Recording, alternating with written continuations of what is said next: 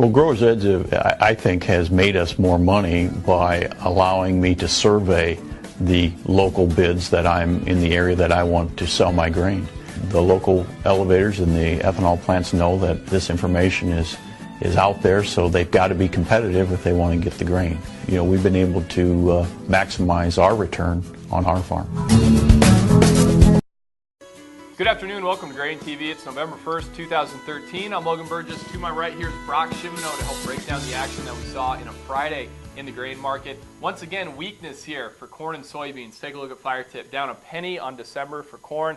Soybeans, we're looking at the January contract now. First notice day was yesterday's for November, so it's time to move into January. And we saw real weakness there once again, down 14 3/4. Chicago wheat relatively quiet, up just 1/4 cent. Kansas City wheat showing some weakness, down 7. One thing that seemed to continue to weigh on the grain complex in today's action was a sharply stronger dollar index. That's kind of been a theme here throughout the week, so that certainly wasn't helping out any of this bearish sentiment in the market. Brock, though, the big story remains soybeans. What's kind of your take on that market right now? You know, soybeans have sold off on Monday very sharply, sold off yesterday quite substantially, and then again today. So we've had a pretty negative week this week for the soybean market. I think a lot of what's been driving the market here in the last couple of days has been some technical selling and then some positioning ahead of those USDA reports that are coming out November 8th.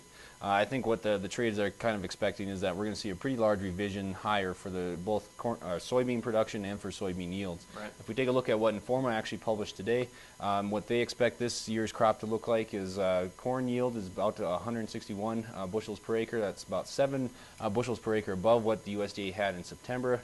Keep in mind we did not get that October USDA report, so we'll have to wait until Friday to get an update from the USDA. Corn production is actually pretty substantial as well by Informa, over 14 billion bushels. Soybean is the number that was really the talk of the trade here today, 43.3 bushels per acre there, and the overall production about 3.3 billion bushels. So, you know, Informa is expecting a pretty large crop, quite a bit bigger than what the USDA was currently projecting.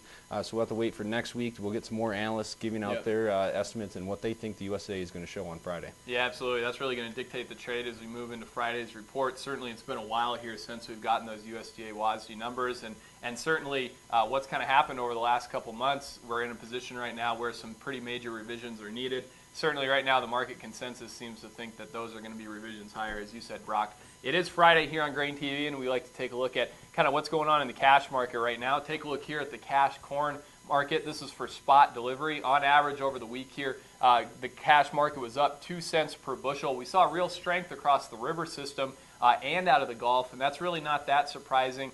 Based on those export sales we saw yesterday reported, Brock, there's still a lot of real incentive for merchandisers to get grain at the river and move it down to the Gulf. Certainly the Chinese have been in the U.S. corn market here in a big way over the last couple weeks. If we turn our attention here to soybeans, take a look.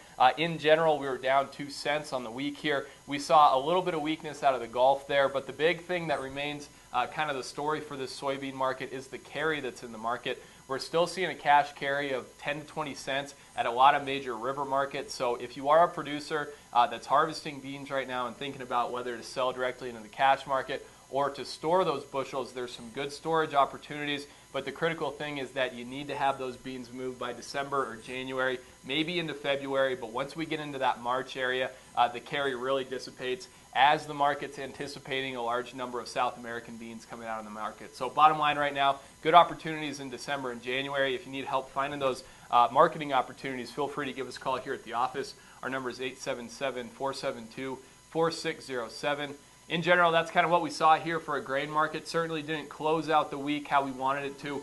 For soybeans, we'll have to see if we find any more buyers next week approaching the November 8th WASDE report. Have a great weekend. We'll see you then.